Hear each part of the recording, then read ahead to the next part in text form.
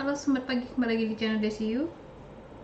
Perkuliahan Perencanaan Sistem Proses Kimia ya. Lagi banyak pekerjaan, jadi terbengkalai yang kuliah satu ini ya. It's okay, nanti bisa digarap ya dengan baik, semoga ya. Oke, di Conceptual Design of Chemical Process ya, bukunya itu bisa kamu download. Ini udah pernah saya share di mana tuh namanya, di grup ya. Ada chemical process design dari Alexandre Dimian ya. Ini kamu bisa download ceritanya ya. Lihat daftar isinya dulu ya. Nah, ini integrasi desain proses terintegrasi ya, di sini. Lalu yang kedua bisa pakai conceptual design of chemical process, punyanya James M. Douglas ya ceritanya. Isinya lumayan komplit. Yang ini saya lebih interest buku ini sebenarnya karena ya, ada part 1 ya, dia strategi dari proses sintesis dan analisis. Lalu part 2 nya developing conceptual design and finding the best flow sheet. Yang part 3 nya other design tools and application. Setelah dicek-cek nanti programnya Aspen, HYSYS dan PINS ya. Itu kan sesuatu yang baru, nanti kita ulik bersama. Lalu buku yang ketiga bisa pakai si Robin Smith ya, Chemical Process Design and Integration ya. Jadi harus banyak yang diulas di sini. Edisi kedua ya. Ceritanya ini lebih ke studi kasusnya kalau dilihat dari sini ya, dibandingkan dengan buku yang si Douglas yang di sini. Kalau di Douglas ini lebih ke teoritisnya kalau saya lihat. Oke, di sini dia lebih banyak sininya ya. Oke, jadi saling melengkapi lah bahasanya. Oke, heat exchanger, pumping, compression, distillation, heat exchanger, continuous process, recycle, continuous ya, dan kawan-kawannya. Ini lumayan ya. Bisa diambil salah satunya nanti. Sampai utilitas di sini ada. Nah, kalau di Douglas itu tidak bahas utilitas, tapi sebenarnya kita di materi ini butuh utilitasnya. Ini artikel mirip orang lain ya, maksudnya nggak sengaja. Oh, bukan ini lain-lain, sorry ya, ini salah, bukan ini ya, ini artikel lain, tidak ada kaitannya dengan perkuliahan ini ya.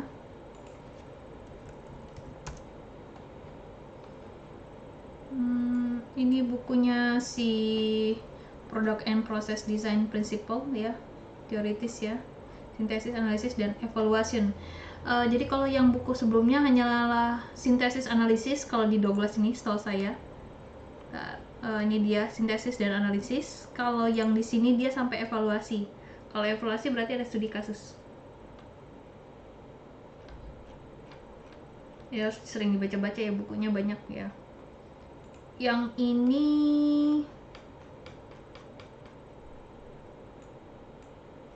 Systematic Method of Chemical Process Design ya.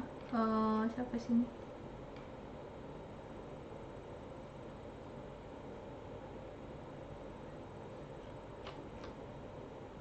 Bigler ya. Lihat daftar isinya. Oke, pengenalan dari proses desain di sini. Terus ini overview proses sintesis. Lalu ada neraca massa dan energi. Sama equipment sizing dan costing ya, evaluasi. Ini melengkapi dari buku 12 ya. Ini dia.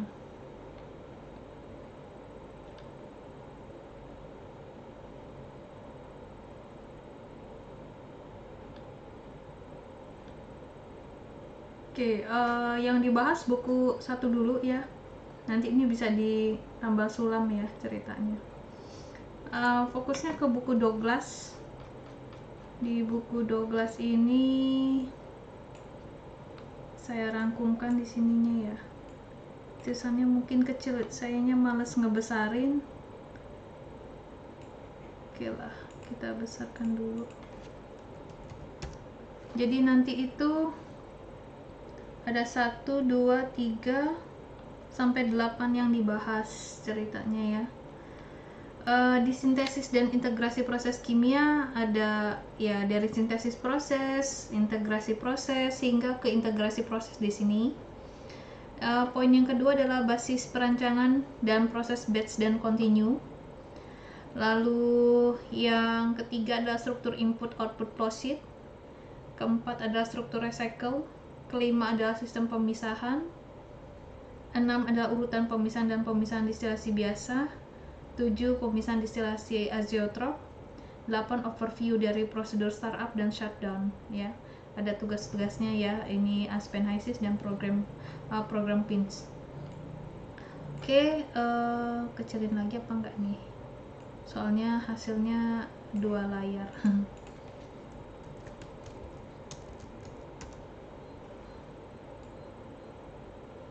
Oke, di sini ada beberapa yang sudah saya coret-coret ya.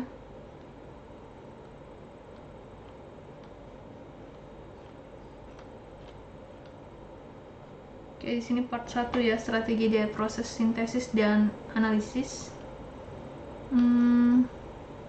Jadi dari poin pertama itu kita tuh menonjolkan dari aspek kreatif untuk desain proses ya. Jadi tujuan dari seorang lulusan teknik ya atau engineer di sini itu dia membuat sebuah material baru ya, atau material yang ada itu ditingkatkan nilai ekonomisnya. Di sini wealthy ya, maksudnya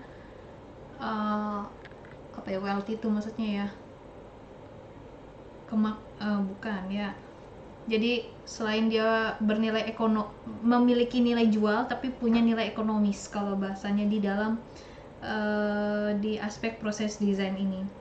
Nah, kita juga mencoba untuk mencapai ya yang dimaksud dari goalsnya teknik kimia ya, melalui transformasinya, bisa proses kimia, bisa biologi, ataupun juga proses pemisahan. Desain dan proses dan desain dari perancangan pabrik ya di sini ini adalah aktivitas kreatif ya, dimana kita membangkitkan ide-ide dan mentransformasikan ya atau mengartikan bagian dari proses itu ke dalam sebuah peralatan dan juga proses untuk menghasilkan material baru atau juga lebih signifikan secara upgradingnya dari nilai material yang sudah ada. Nah, kita kan mencoba nih di sini menjerit ide-ide baru itu tujuannya adalah memproduksi bahan baku yang siap dijual di sini. Terus juga kita mengkonversi ya produk samping yang dikatakan limbah menjadi produk yang bernilai jual. Lalu kita juga menghasilkan atau menciptakan di sini ya sebuah material baru. Di sini bisa serat sintetis, makanan, bioprocessing ya. Lalu juga mendapatkan sebuah langkah baru dari menghasilkan produk yang ada ya, seperti katalis yang baru ya, bioprocessing sebagai langkah alternatif.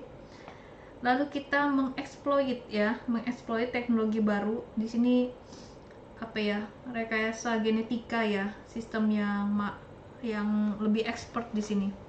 Lalu juga kita merekonstruksi material yang baru ya pada suhu tinggi ataupun tekanan tinggi pengoperasiannya, khususnya pada polimer di sini. Dan sebagai indikasinya di sini proses yang dianggap bagus ya atau berhasil itu kita catatan lebih dari 50 produk itu terjual di pabrik-pabrik kimia ya di sini, yang maksudnya ya di 1 atau 2 dekade terakhir.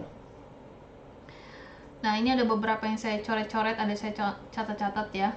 Jadi dikatakan sukses itu dari inti proses desain itu kita harusnya menyadari ya akan sangat banyaknya ide baru ya, untuk dari hal mengimprove proses yang ada atau kita mengembangkan sebuah proses yang baru. Lalu juga kita intinya kesini tuh kesejahteraan ya, wealthy di sini maksudnya. Walaupun secara nyatanya kesempatan komersialisasi itu berada di tahap penelitian ya. Untuk proses yang baru itu sekitar 1-3% tahap pengembangannya, dan juga sekitar 10-25%. Lalu di skala pilot plant ya, jadi setelah dikembangkan di dalam lab itu ada pilot plant ya, itu untuk sebelum dikomersialkan itu dia 40-60%.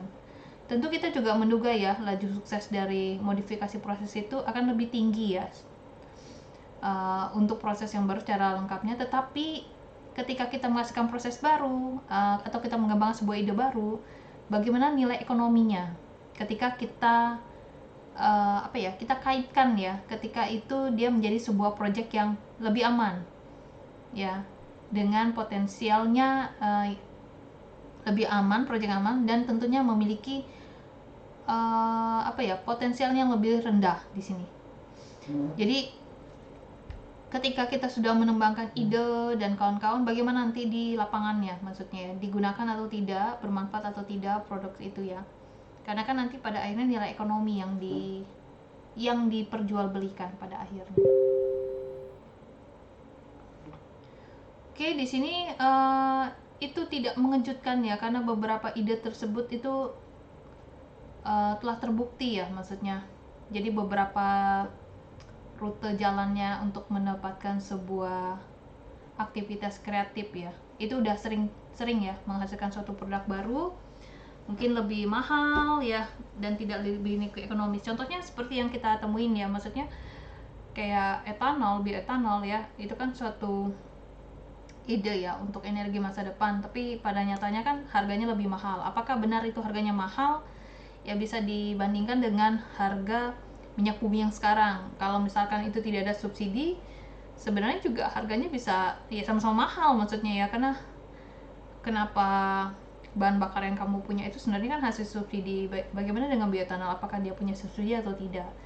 Jadi bisa dikatakan apakah prosesnya jauh lebih mahal. Nah, sehingga ketika di lapangannya kita kan menghasilkan proses yang berbeda, produk yang berbeda ya, tapi yang intinya adalah bahan bakar.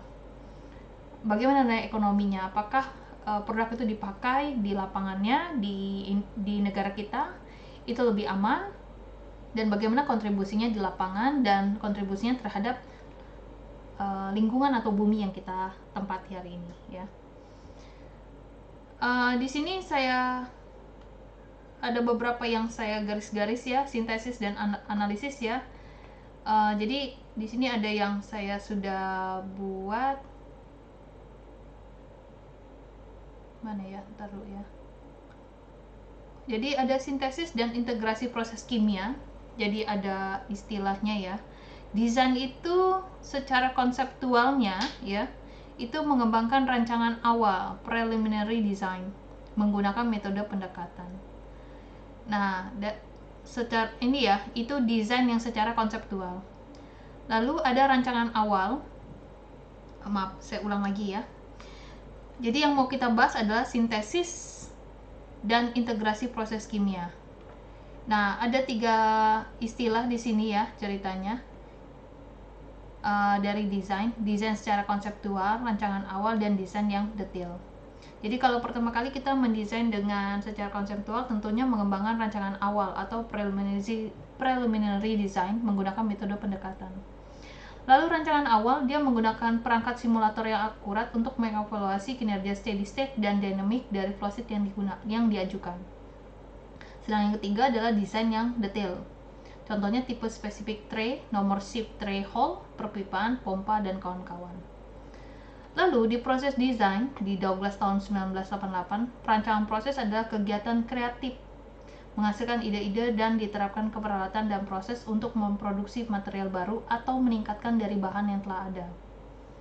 Lalu di bawahnya adalah perancangan konseptual, itu membutuhkan flow sheet, neraca massa dan energi, spesifikasi dan kinerja peralatan, konsumsi utilitas, keamanan dan isu-isu lingkungan, sampai ke efisiensi ekonomi.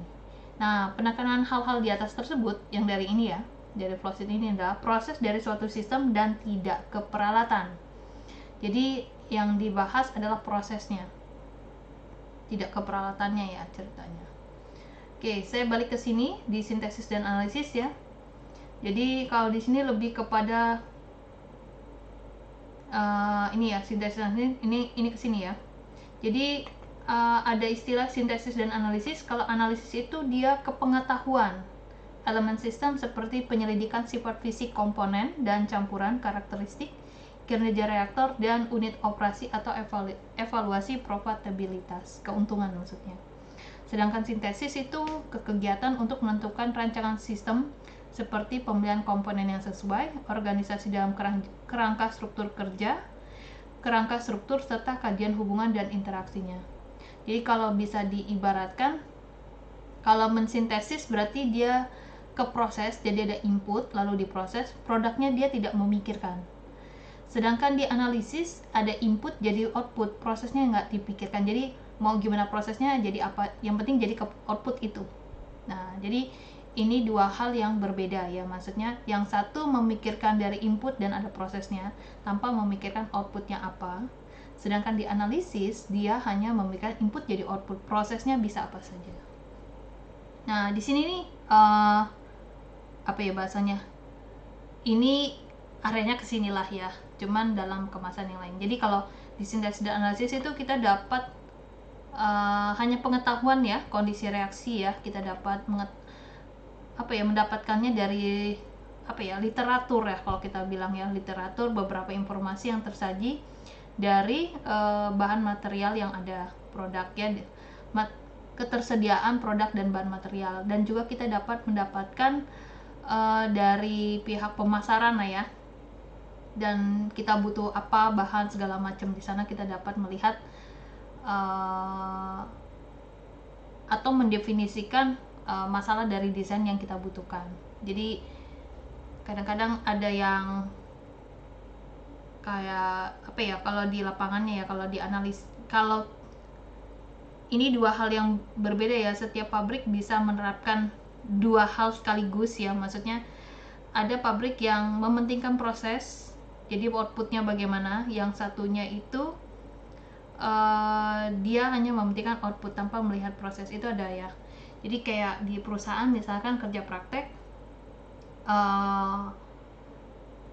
mengapa permasalahan itu diselesaikan oleh solusi A, tidak dengan solusi B, sedangkan kalau di perkuliahan bisa berbagai macam solusi. Jadi ada suatu perusahaan ataupun beberapa hal yang lainnya di perusahaan, mereka telah menentukan solusinya itu, tidak mengupgrade dengan hal yang lain.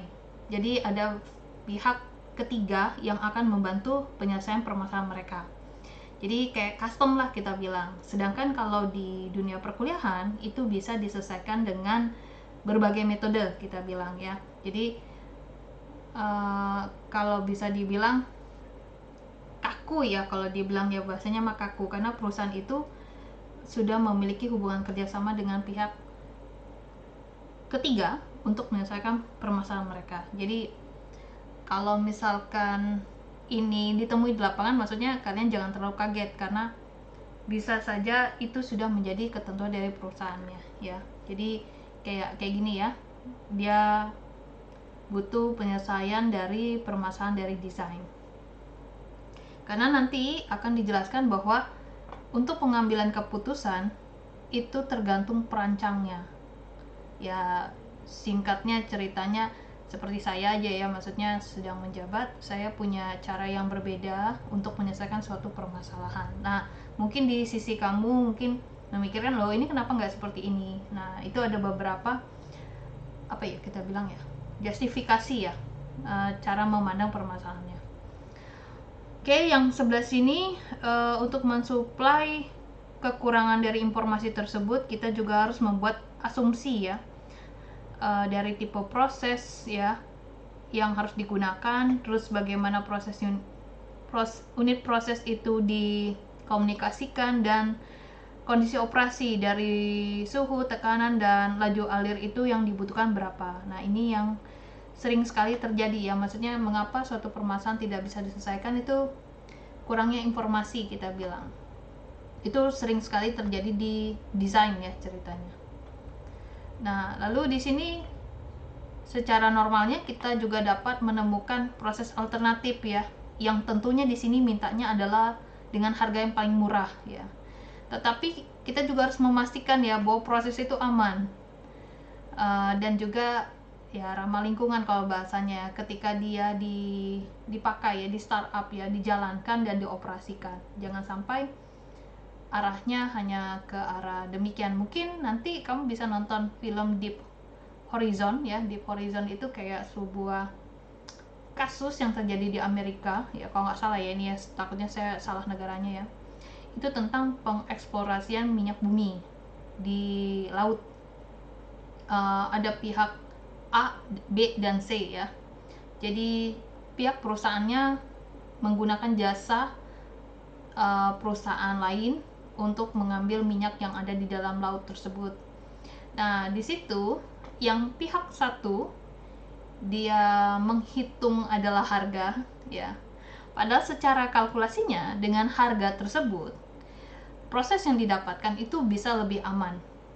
Dan waktunya itu jauh lebih bisa dikatakan misalnya pengerjaannya 1 bulan itu bisa. Namun ternyata pemilik perusahaannya itu bersikukuh ada beberapa proses yang harus di-cut. Nah, itu dia ya. Jadi yang jadi permasalahan adalah ketika kita mengambil prosesnya alternatif, mau harga rendah, tapi di satu sisi kita lupa bahwa di sini ketika dijalankan, apakah itu mengamankan. Nah, ini hal-hal yang tidak semua bisa menjalankan ya. Maksudnya itu butuh pengalaman, terus juga butuh tindakan ketika tindakan yang diambil itu berjalan tidak sesuai dengan rutenya. Nah, itu mungkin kamu bisa nonton dari Deep Horizon ya, karena itu juga ada keterkaitan dengan perkuliahan teknologi minyak bumi dan gas. Jadi bisa ngambil ke sana ya. Itu suatu penggambaran menurut saya sebuah film tersebut ya, saya tuliskan di sini aja ya. Deep Horizon ya filmnya. Kalau diibaratkan ke dunia teknik kimia saya bilang ya. Lalu dilanjutkan sini ya, di banyak kasus ya. Jadi itu tuh sebuah kebutuhan ya ketika kita ada banyak cara ya untuk mendesain, dan juga kita harus membandingkan ya, comparekan harga mereka. Nah, buat perancang pemula ya, umumnya mereka tuh merancang dan mengevaluasi dari hal-hal yang alternatif ya untuk menemukan alternatif yang terbaik kalau misalnya. Nah, ini dia ya, butuhnya sebuah experience. Oke, di sini ada catatan. Perancangan ini memiliki tanggung jawab untuk sebagian besar dari biaya investasi atau modal dalam sebuah pabrik, termasuk bagian-bagiannya dalam biaya proyek yang sangat terbatas.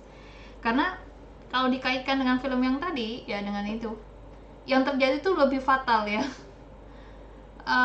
Daerah yang mereka explore itu malah membakar semua lahan yang mereka pekerjakan saat itu. Jadi malah rugi besar, kita bilang ya, rugi besar, ditambah ada kematian dan kawan-kawan ya. Dan itu tercatat menjadi sebuah momentum ya buat negara tersebut di dunia perminyakan, karena itu sangat fatal. Mengapa?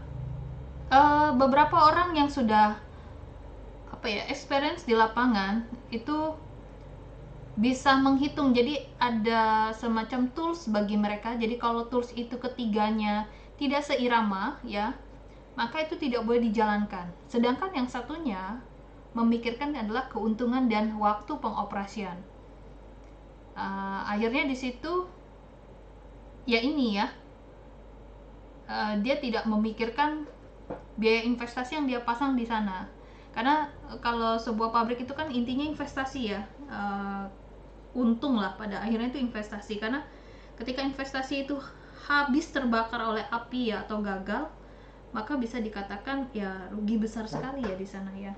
Jadi ini sebuah konsep yang harus difikirkan ya, maksudnya ketika sudah di lapangannya seperti apa. Nah, terus di sini di bawahnya ada metode keteknikan ya di sini, atau engineering method ya. Jika kita merefleksikan dalam proses sintesis dan analisis ya dari suatu proses yang alamiah ya kita bilang. Nah, prosedur desain yang orisinal itu harus berhubungan dengan pengembangan ya, sketch pensil ya. Di sini flowsheet ya maksudnya. Kita juga dapat suppress all but not significant details in design. Jadi yang tadi tahapan tadi yang di 3 sini ya. Jadi pertama itu dia desain secara konseptual, lalu rancangan awal, yang ketiga adalah desain yang detail. Ini yang dimaksud dengan kalimat di sininya ya. Similarnya kita juga ingin mengevaluasi dugaan pertama kita dari desain dan mengenerate ya sejumlah proses alternatif yang mungkin nanti memberikan improve. Makanya buku yang ini bagus ya, karena dia sintesis, analisis, dan evaluation. Kalau yang ini, kalau saya lihat sintesis dan analisis saja. Oke, bawahnya di sini saya tambahkan ya, karena buku ini cukup banyak pengertiannya ya maksudnya. Umumnya permasalahan perancangan adalah kurangnya data dan tidak cukupnya waktu dan sumber daya. Masalah desain selalu terbuka dan tidak pernah ada solusi secara tunggal. Solusinya bergantung kepada keputusan perancangan dari seorang perancang yang harusnya mengambil berbagai pengembangan proyek untuk memenuhi teknis atau kendala ekonomis hanya untuk menghindari lisensi. Oke, sini ya. Ini yang saya highlight ini sebenarnya yang ditranslasikan ke Indonesia maksudnya ya. Ini intinya sini ya. Ini kan another feature of art ya, maksudnya itu tidak pernah ada solusi tunggal dari sebuah masalah sini ya. Proses engineer secara normalnya tuh berbeda ya, rute yang dapat digunakan untuk memproduksi bahan kimia yang sama ya, dengan esensinya harga yang sama, dengan esensi harga yang sama. Masih dengan analogi lainnya itu antara design, engineering, dan art itu membutuhkan pertimbangan untuk memutuskan ya detail dari rancangan tersebut di sininya. Nah, pada nyatanya kombinasi dari sains dan art itu sebenarnya adalah sebuah kegiatan aktivitas kreatif ya, yang dapat membantu atau membuat proses desain itu di sini a fascinating challenge to be engineer ya. Jadi kamu itu perancang yang seperti apa, yang based on experience ya, ataukah kamu perancang yang memberikan solusi yang dengan bukan hanya solusi tunggal. Jadi kamu adalah perancang yang akan melibatkan berbagai pengembangan proyek ya di sini untuk memenuhi teknis dan kendala ekonomis hanya untuk menghindari lisensi. Jadi dia apakah akan bergerombol di sini ya, karena pada hakikatnya di lapangan nanti yaitu kurangnya data, tidak cukupnya waktu dan sumber daya. Ini udah sering ditemukan ya, maksudnya saya bilang. Mungkin bahasa saya agak sulit ya, mohon maaf ya, nanti kamu bisa baca ulang lagi kalau penjelasan saya kurang bagus. Jadi kalau dikaitkan, kalau kita kurang data sebenarnya akan memangkas waktu pengoperasian seperti itu. Makanya di sini kita butuh perancang yang bagus ya, yang punya banyak pengalaman. Oke, lanjut di sini ada level of engineering design ya. Jadi di sini variasinya dari yang sederhana dan cepat, tetapi tidak akurat. Mengestimasinya sangat detail ya di perhitungannya. Nah, itu akhirnya si Pikulik dan Dias mengklasifikasikan ya rancangannya ya, sebuah rancangan maksudnya ya, yang dikategorikan dalam tabel 1.1/1. Ini dia ya, jadi ada order of magnitude estimate di sini, ada studi estimate, lalu ada hitungan awal sama dia di sini, lalu juga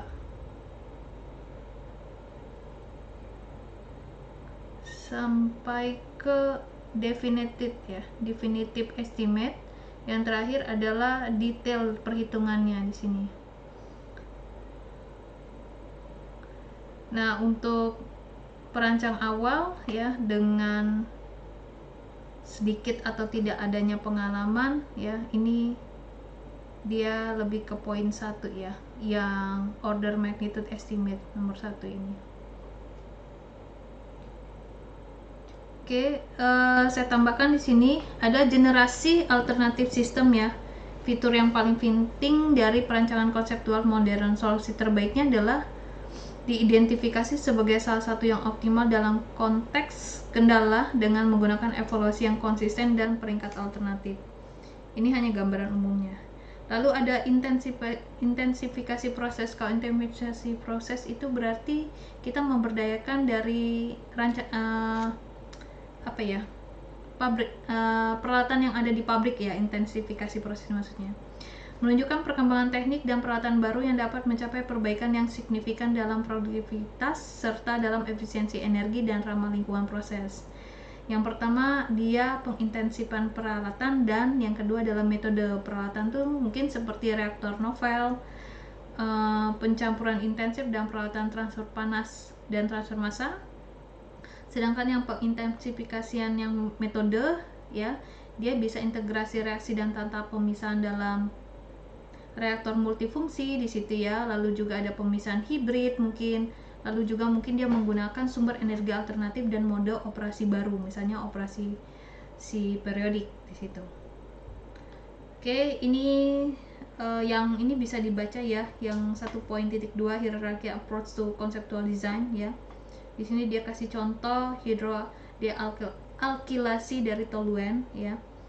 Ini kayak semacam contoh soal sebenarnya untuk memberikan gambaran ke kamu tentang desain konseptual. Jadi bisa dibaca di sini ya, sampai ke rule and thumb-nya di sini. Namun yang saya mau kasih di sini catatan-catatan, karena ini nanti akan dijelaskan oleh kalian juga kan ya maksudnya. Jadi di sini tuh kalau yang contoh ini kayak dia ada skema prosesnya ya, ceritanya ini dikesannya flowsheet ya, padahal bukan, ini diagram proses ya ibarat kata. Terus dia menjelaskan ada beberapa proses di sini tuh kayak mungkin dilakukan intensifikasi proses ataupun metode, atau juga pengerubahan alat ya, di sini dia jelaskan. Sampai akhirnya membuat ada integrasi energi. Lalu di sini distillation train. Lalu dia memanfaatkan ya. Jadi ini ada sistem recovery vapor. Jadi uap yang keluar diambil kembali dan digunakan kalau bahasanya di sini. Lalu di sini ada simplified, dia sederhanakan ya flowsheet untuk sistem proses untuk sistem pemisahan. Lalu dia di sini berikan ada bagian yang di atas tadi ya, flowsheet dari struktur recycle di sini sama dia. Lalu di sini ini akhirnya ada hierarchy decision di sininya. Pada akhirnya apa yang dia langkah ya. Sampai di sini ada kalimat keuntungan lainnya ya dari prosedur yang dibangkitkan ya. Kita dapat melakukan ini ini enggak ada yang ini umum ya bahasanya mbak dia. Lalu ada shortcut solution di sini, lalu ada dekomposisi prosedur dari proses yang ada. Nah, ini hierarchical planning. Ini kurang lebihnya satu contoh soal dari hidrodealkalasi toluen ya. Sampai akhirnya ini ada exercise ya, summary and exercise sama dia. Ada latihannya di sini ya. Ini setiap orang bisa menghasilkan beda-beda ya maksudnya.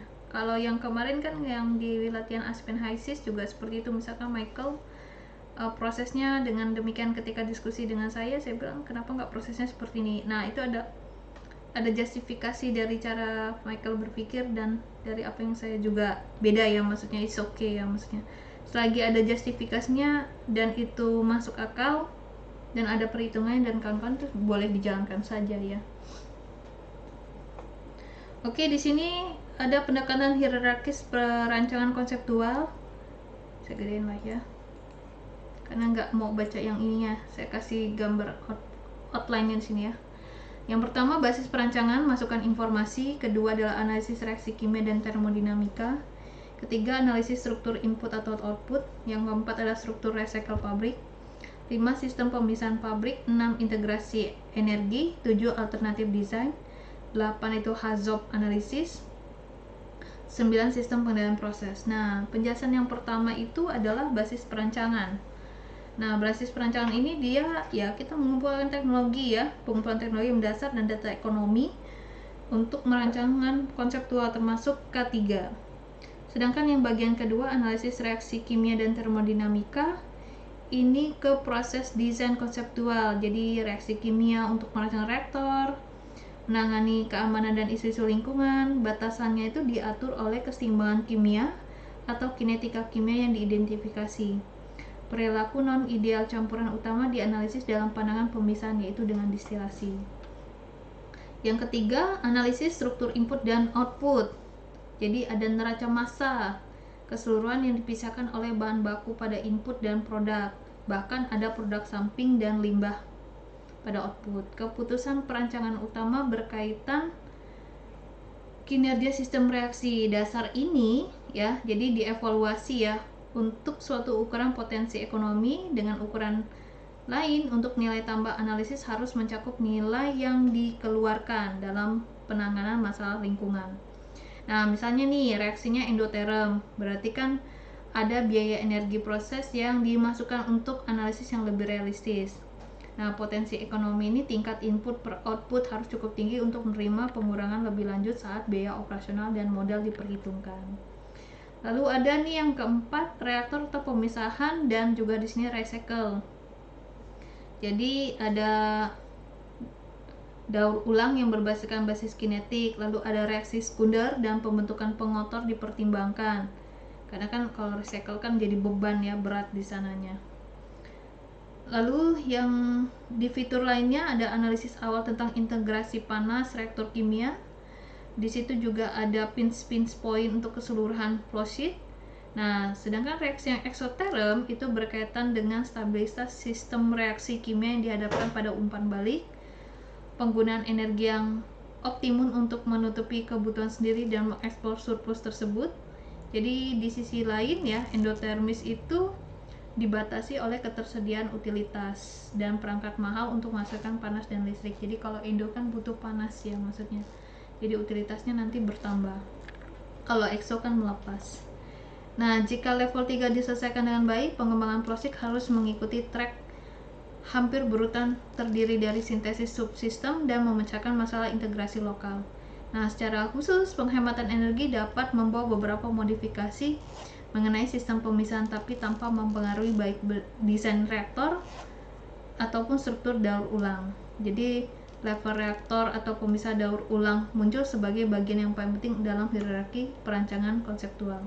Ini masih teoritis ya, belum hitungan ya maksudnya.